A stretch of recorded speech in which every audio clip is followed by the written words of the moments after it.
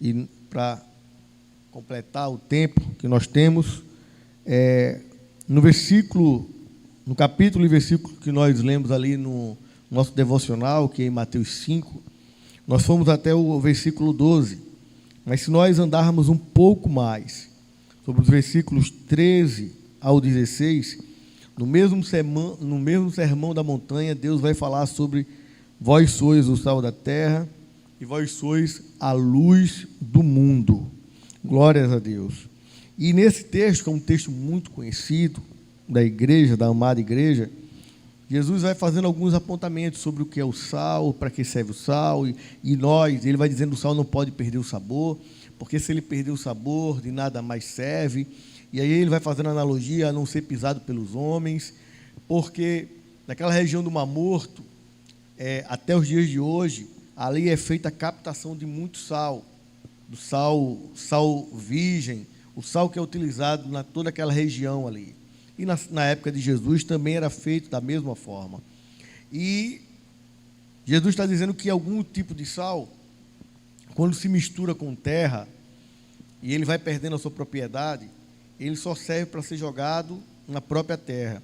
Mas sendo que a gente sabe que não se joga sal em sal, mesmo que ele tenha perdido algumas das suas propriedades, não se joga sal na terra. Mas por que Jesus falou isso? Certamente, alguns teólogos dizem que certamente por conta que até hoje é feito, se joga sal em períodos de neve, para que, por conta da questão química, o sal venha derreter a neve. E na época de Jerusalém, a gente sabe que ali em Jerusalém, nos períodos de inverno, é muito inverno, ali no Monte Hebron, muita neve, e esse tipo de situação também era feito. Então jogava-se sal na neve para derreter a neve mais rapidamente.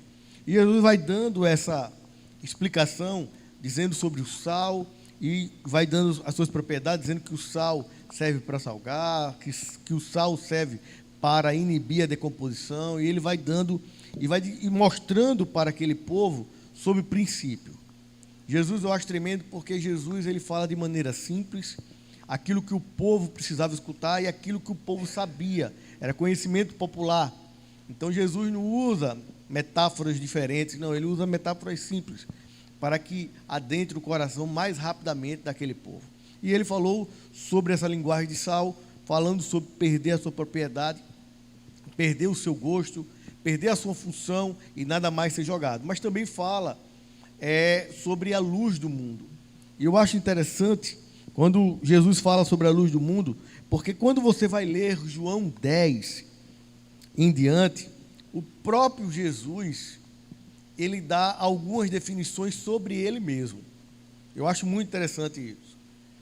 João 10 em diante, o próprio Jesus, você vai perceber, ele dá algumas definições, se eu não me engano, são 7 definições. E ele vai dizendo, olha, eu sou o pão da vida. É Jesus falando, eu sou o pão da vida. Olha que coisa tremenda.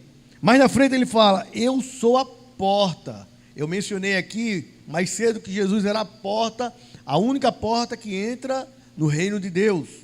Isso é bíblico, o próprio Jesus afirmou isso. Jesus também falou em João 10, que eu sou o bom pastor. Olha que coisa tremenda, eu sou o bom pastor. E ele vai dizendo, olha, o bom pastor dá a vida pelas suas ovelhas, e verdadeiramente ele cumpriu a sua palavra.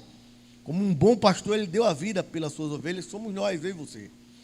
Mas na frente ele vai falando, olha, eu sou a ressurreição e a vida. Ninguém vai ao Pai se não for por mim. Ele vai falando sobre isso. Mais na frente ele fala, eu sou o caminho, a verdade e a vida. É o próprio Jesus falando.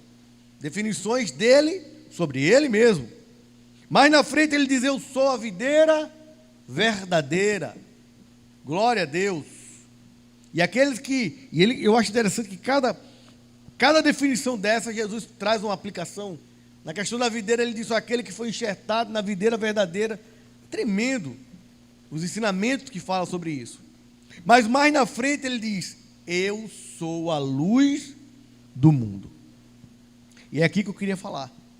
De todas as definições que Jesus dá de si mesmo, a única definição que ele compartilha conosco é ser a luz do mundo. Ele diz, eu sou a luz do mundo, mas ele diz também, vós sois a luz do mundo.